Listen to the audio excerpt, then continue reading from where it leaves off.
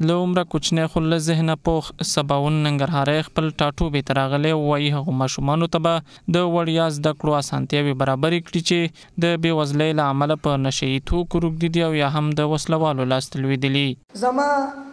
د راتګ موخه او مقصد ننګرهار ته همدا و څو د خپلو تنکو بېوزلو ماشومانو او زلمو لپاره د زده کړې په ډګر کې اسانتیاوې چمتو کړم، خپل ټول زیار وباسم. نوموړی همداراز په دغه برخه کې له حکومتي چارواکو او ملي سوداګرو د همکارۍ غوښتنه کوي. د افغانستان په کچه او په ځانګړې توګه د ننګرهار په کچه د خپلو شتمنو سوداګرو او زړهسواندو مشرانو څخه مشرانو ته د سوال لمن غړوم،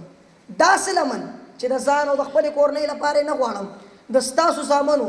چې زما ورونه دي د هغوی لپاره یې غواړم. د سباوون ننګرهاري سره د هغه د ارمان د پوره کېدو په پار د دې ولایت د ولایتي شورا ولسي جرګې ځینې غړو د همکارۍ ژمنه وکړه. افغان مراد علي لیسه کې 50 کسان رایګان ستا لپاره چې څوک ته لازم ګڼې او کومه سروې دې کړې ده سره دې چې غریب غربت زیات لرو ستا دپاره رایګان د اول سن نه تر 12مه پورې بیا څوک رامعرفي کوي. نو په دغه برخه کې زه هم د وکیل صاحب امیر جان په نمایندګۍ باندې